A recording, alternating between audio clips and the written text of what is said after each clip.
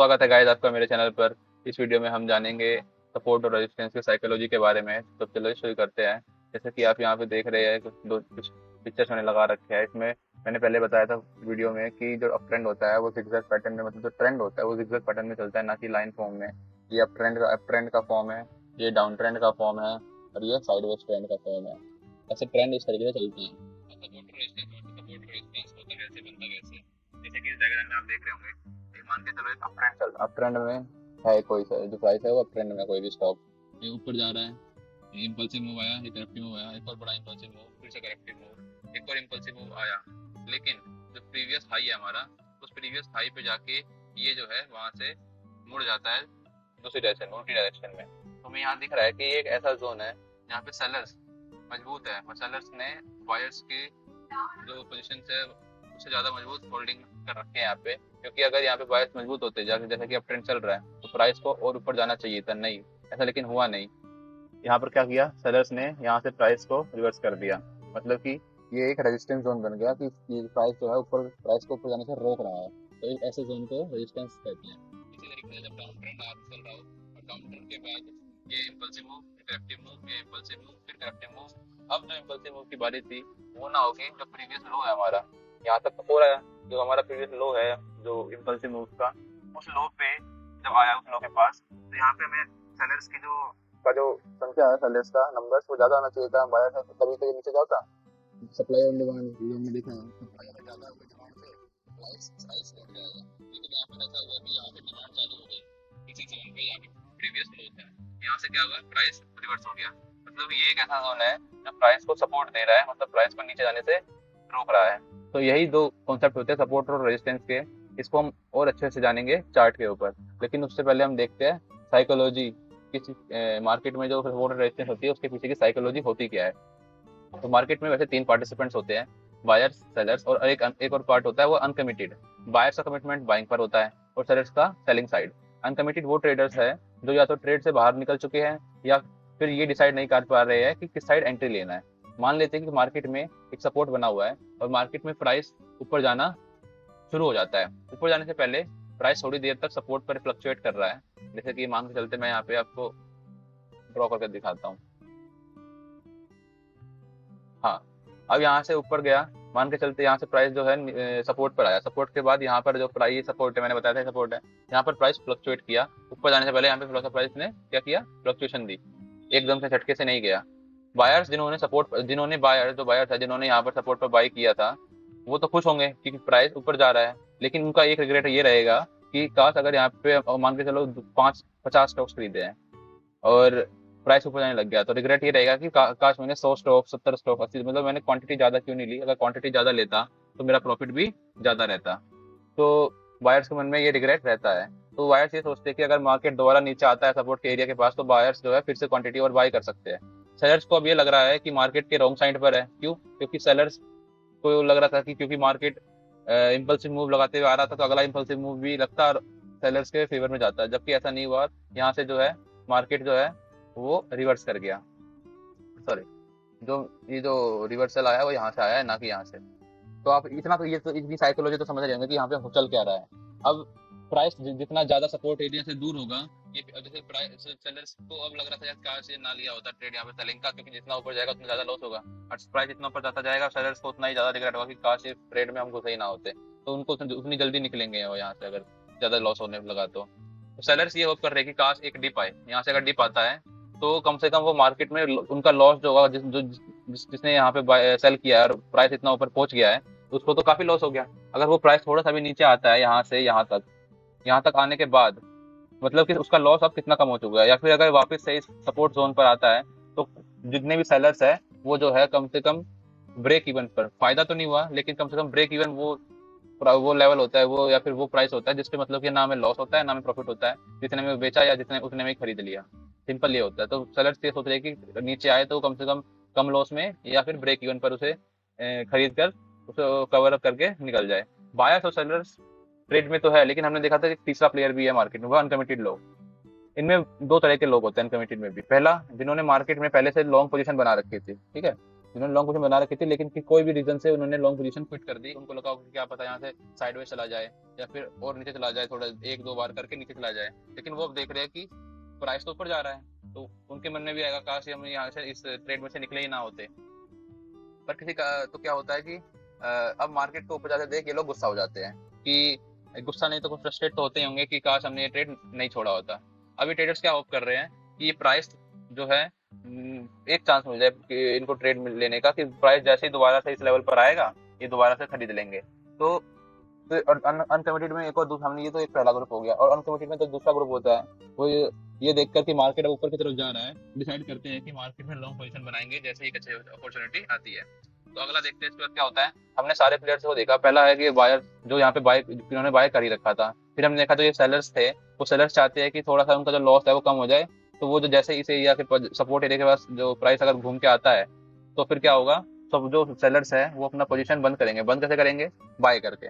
और फिर तीसरा जो अनकमिटेड में दो दो ग्रुप थे, जिन्होंने उनमें से एक था वो बायर्स जो मार्केट छोड़ के चले गए थे किसी भी रीजन से, यहाँ पे जिन्होंने लॉन्ग पोजीशन अपनी क्विट कर दी थी, वो भी चाहते हैं कि इस पोजीशन पर बाय करें। और फोर्थ वो ट्रेडर्स अनकमिटेड में जो है वेट कर रहे हैं कि एक अच्छी अपॉर्चुनिटी आए फिर हम बाय करें। मतलब कि सारे प्लेयर्स अब बाय करने के मूड में है। और जैसे ही यहाँ पर अगर प्राइस थोड़ा सा नीचे इस तरफ आया, बहुत अच्छी बाइंग आएंगी, क्योंकि अब सारे जो प्लेयर्स हैं वो सब बाइंग के सेंटिमेंट में, उनका सबका सेंटिमेंट बाइंग की तरफ है। अब क्या होता है, अगर एक सपोर्ट पर ज्यादा ट्रेडिंग होती है तो उस जगह की इंपोर्टेंस भी बढ़ जाती है। मान के चलो ये सपोर्ट है, यहाँ पर ऐसे ऐसे ऐसे ऐसे, ऐसे एकदम से ना जाके प्राइस थोड़ा सा इतना ऐसे ऐसे ऐसे ऐसे ऐसे थोड़ी देर के लिए किया, मतलब क्या हो रहा है यहाँ पे, इतनी यहाँ पे ये जो हुआ, अगर प्राइस ऐसे या कैसे जाता, मतलब कि यहाँ पर जो है वॉल्यूम वॉल्यूम मतलब कि नंबर ऑफ ट्रेडर्स जो है वो आए तो सही, लेकिन ऐसे टाइम पर जब जब जब सपोर्ट पर इस तरीके की मूवमेंट हो, मतलब कि यहाँ पे जो नंबर ऑफ प्लेयर्स है बायर्स एंड सेलर वो ज्यादा है, तो जब अगली बार जब यहाँ से ऊपर की तरफ या नीचे की तरफ जब इसे सपोर्ट पर है तो ऊपर की तरफ जब मोमेंटम आएगा तो नंबर ऑफ प्लेयर्स ज्यादा होंगे और ये ज्यादा अच्छे से मूव करेगा। ठीक है, तो अब एक सपोर्ट पे जो ट्रेडिंग होती है उसको तीन तरीके से हम देख सकते हैं कि इसमें कितना स्ट्रॉन्ग है। पहला होता है कि कितना टाइम जो है प्राइस पर ये जो कितना टाइम बिता रहा है सपोर्ट लेवल पर, कितना है वॉल्यूम है, और कितनी, एक तरीके से हम ये कह सकते हैं कि मान के चलो जिस ट्रेडर ने अभी 5 मिनट पहले इस लेवल पर ट्रेड लिया हो सपोर्ट पर, और अगले 5 मिनट में दिख रहा है कि ये ऊपर की तरफ जा रहा है, तो अगर उसने बाय किया है तो वो और बाय करेगा, क्योंकि वो ज्यादा बाय करने और बाय करने पर उसे ज्यादा प्रॉफिट होगा। या फिर जिन्होंने ऊपर की तरफ सेल किया था थोड़ा सा ऊपर 5 मिनट पहले, और उनको दिख रहा है कि यहाँ पे जिन्होंने यहाँ पे सेल किया और प्राइस यहाँ से ऊपर यहाँ जा रहा है, उनको ये दिख रहा है कि भाई प्राइस तो मेरे अपोजिट साइड डायरेक्शन में जा रहा है, मेरा स्टॉप लॉस हिट हो जाएगा या फिर मुझे ज्यादा लॉस हो जाएगा, वो भी यहाँ पर बाय करेंगे। तो ये भी एक फैक्टर होता है कि जिन्होंने जल्दी या फिर जिनका बाइंग या सेलिंग ये जो अपोजिट डायरेक्शन में रिवर्सल आया है सपोर्ट से, इसके थोड़ी देर पहले टाइम का फर्क होता है कि जितना पास रहेगा उतना ज्यादा वो इफेक्टेड रहेंगे मेंटली, तो वो भी इस पोजीशन में बाय या सेल कर सकते हैं। वो डिपेंड करता है कि सिचुएशन कैसी है। ठीक है, और फिर हम देखते हैं इसका, अब इसका उल्टा केस लेते हैं कि जिसमें क्या होता है, अगर यहाँ पे तो सपोर्ट पर हो रहा है और यही चीज हम रेजिस्टेंस पे देखें, इसको मिटा देते हैं पहले एक सेकेंड। हाँ, यहाँ देखो रिवर्सल क्या है यहाँ पे, इसको समझना। रिवर्सल देखते हैं, मतलब कि सपोर्ट जो होता है वही रेजिस्टेंस भी बन जाता है, और जो रेजिस्टेंस है वो सपोर्ट बन जाता है। कैसे? यहाँ से नीचे से मान के चलते अप ट्रेंड आया था, अप ट्रेंड आया, अप ट्रेंड आया, यहाँ पे प्राइस आके रुक गया, पहला नीचे आया, फिर यहाँ से ऊपर गया, और फिर ये जो रेजिस्टेंस और सपोर्ट क्या होता है, जनरली बस हायर हाइज और हायर लोज एक तरीके से रेजिस्टेंस सपोर्ट का काम करते हैं अगर प्राइस दूसरी तरफ घूमता है तो। वो मैं आपको रियल चार्ट पे दिखाऊंगा जाके एक बार, इसके बाद ये तो थ्योरी है, ये देख लेते हैं। फिर इसका जब प्राइस वापस से नीचे आया, जो रेजिस्टेंस लेवल था वही से सपोर्ट लिया, देख रहे हैं आप, तो यही पर सपोर्ट आया और यहाँ से फिर प्राइस ऊपर गया। ठीक है, ऐसे उल्टा होता है, जब यहाँ से नीचे आया तो ये सपोर्ट था, तो इसलिए प्राइस थोड़ा घूमा, अब वापस से नीचे आया, इम्पल्सिव मूव। ठीक है, और फिर इसके बाद आया करेक्टिव मूव के बाद रेजिस्टेंस, ये हमारा रेजिस्टेंस हो गया। रेजिस्टेंस पर क्या हुआ, जो सपोर्ट था वही रेजिस्टेंस का काम किया और यही से प्राइस वापस घूम गया। तो ये सब थोड़ी साइकोलॉजी होती है रेजिस्टेंस और सपोर्ट की, जिसे समझना बहुत जरूरी होता है कि मार्केट में ये कैसे काम करते हैं। अब हम देखते हैं रियल चार्ट पे कि रेजिस्टेंस और सपोर्ट बनाते कैसे हैं, और बस यही था।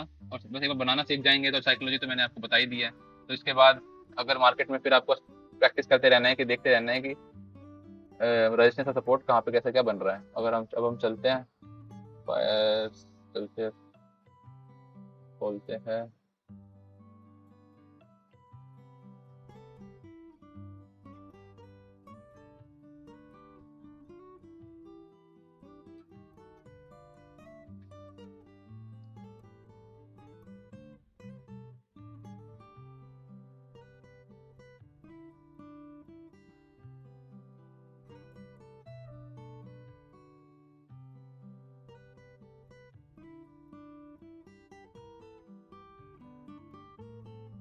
क्या हो गया? खुल गया। ये निफ्टी 50 की कोई भी आपको चार्ट देख सकते हैं, कोई भी टाइम फ्रेम, हर एक टाइम फ्रेम पे सपोर्ट और रेजिस्टेंस मिल जाएगा। सपोर्ट और रेजिस्टेंस को पहचानने की टेक्निक क्या होती है? एक ऐसा लेवल प्राइस, कोई एक प्राइस या फिर कोई ऐसे यहाँ पे जो लेवल है, कोई एक परफेक्ट, कोई एक सिंगल है कि 52,000 यहाँ पे 240 दिख रहा है। 52,000 कोई भी एक वैसे नहीं होता है, एक जोन होता है, उस जोन में मूव करता है या उस जोन पे सपोर्ट या रेजिस्टेंस मिलता है। अब ये यहाँ पे देख सकते हैं कितना बढ़िया, यही पे मिल गया। यहाँ से आया प्राइस, यहाँ से ऊपर की तरफ गया, मतलब कि इधर बायर्स है, फिर से प्राइस यहाँ पे फ्लक्चुएट कर रहा है, ऊपर नीचे कर रहा है, फिर इस लेवल पर आया जहाँ से ये वापस किया था, फिर यहाँ से ऊपर की तरफ गया, मतलब यहाँ से नीचे नहीं जाने दे रहा है प्राइस। मतलब यहाँ पर जो है बायर्स जो है एक्टिव स्ट्रॉन्ग है। तो यहाँ पे हम इस तरीके से हम मान के चलते हैं कि अगर एक दो से ज्यादा, ये एक, ठीक है, दो, तीन, यही से फिर से ये देखना, जितनी बार नीचे आने की उसके बाद बायर्स वापस इसको ऊपर ले जा रहे हैं, 4, 5, मतलब देख रहे हो आप कितनी बार यहाँ से एक इसी जोन से, जोन देख रहे हैं ना कि कोई एक लेवल देखना है, इस जोन से प्राइस बार बार ऊपर जा रहा है, यही आ रहा है, यहाँ से ऊपर, यहाँ से आया और यहाँ से ऊपर, फिर से नीचे आया, फिर ऊपर, फिर यहाँ से वापस आया। अब देखते हैं तो ये क्या, ये कौन सा जोन हो गया, मैंने क्या ये हो गया सपोर्ट। सपोर्ट मतलब जो प्राइस को नीचे आने से रोक रहा है। हम एक बार रेजिस्टेंस से देख लेते हैं, ये रहा एक सपोर्ट, यही मेरे ख्याल से यही वाला सपोर्ट आगे भी काम कर रहा है। आप देख सकते हैं कितना सही काम कर रहा है।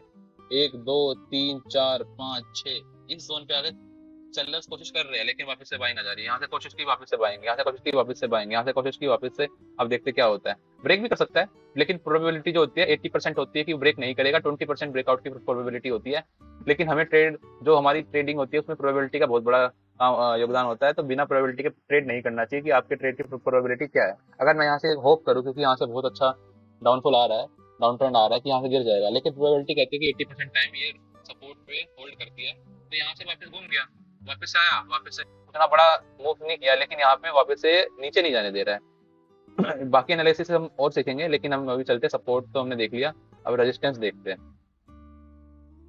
थोड़ा बड़ा टाइम फ्रेम कर लेते हैं, ठीक है।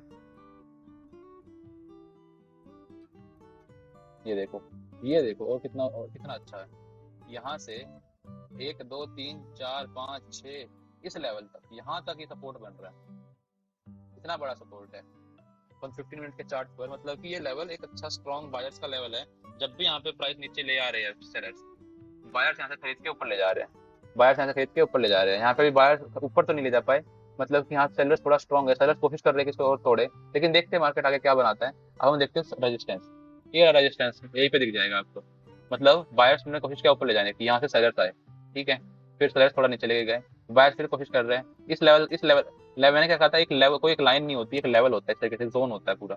यहाँ इस जोन में आया, फिर सेलिंग आई, फिर ऊपर गया, फिर इस जोन में आया, फिर सेलिंग आई, फिर ऊपर गया, इस जोन में आया, फिर से सेलिंग आई, फिर ऊपर गया, थोड़ा सा ब्रेक किया, लेकिन ये जो हाई था इसको ब्रेक नहीं कर पाया, फिर से सेलिंग आई। मतलब ये जो जोन है, यहाँ पर सेलर्स का जोन है, मतलब प्राइस से ऊपर जाने नहीं दे रहा है, तो इसी जोन को कहते हैं रेजिस्टेंस। तो अब हम बनाते हैं रेजिस्टेंस। रेजिस्टेंस जो अगर बनाते हैं ना, वो हम विक से बनाते हैं, ना कि अगर हम कैंडल के ऊपर लो को, हाई लो को नहीं लेते हैं, विक ले लेते हैं यहाँ से ऐसे। ये हमारा हो गया रेजिस्टेंस लेवल, थोड़ा सा ब्रेक किया, लेकिन ये वाला ये जो हाई है ना, ये भी एक रेजिस्टेंस लेवल है। तो यहाँ पर आपको दिख रहा होगा रेजिस्टेंस काफी ज्यादा स्ट्रॉन्ग है और नीचे सपोर्ट ज्यादा स्ट्रॉन्ग है, इसलिए जो प्राइस है वो इसी के बीच में मूव करे जा रहा है बार बार। तो यही था सिंपल प्राइस एक्शन, अगर देखा जाए तो सिंपल सपोर्ट एंड रेजिस्टेंस। ये देखो यहाँ पर बाइंग आई, इसी लेवल पे फिर से बाइंग आई, थोड़ा नीचे गया, यहाँ से ब्रेक कर दिया यहाँ पे, मतलब ये जो सपोर्ट था इसको ब्रेक करके नीचे चला गया। और देखते हैं, चलते हैं, ये रहा, मैंने बना रखे थोड़े बहुत, ये देखो इसी लेवल पे बाइंग आ रही है, बाइंग आ रही है, बाइंग आ रही है, तो यहाँ से सपोर्ट, इस लेवल पे एक बार, दो बार, एक बार से ज्यादा, अगर एक बार से यहाँ प्राइस घूम गया, मतलब कि यहाँ पे सेलर्स प्रेजेंट है, चांसेस ज्यादा है काफी कि अगली बार भी घूमेगा। हमें प्रोबेबिलिटी पे काम करना है, ना कि फीलिंग्स पर। फीलिंग्स ये नहीं कि हम चाहते हैं कि प्राइस ऊपर जाए, लेकिन प्रोबेबिलिटी कह रही है कि 80% चांस है कि ये घूम जाएगी, तो हमें प्रोबेबिलिटी के हिसाब से ट्रेड लेना चाहिए। तो आज के वीडियो में बस इतना ही। हमने आज सीखा सपोर्ट और रेजिस्टेंस की साइकोलॉजी के बारे में। तो मिलते हैं अगले वीडियो में। Till next time.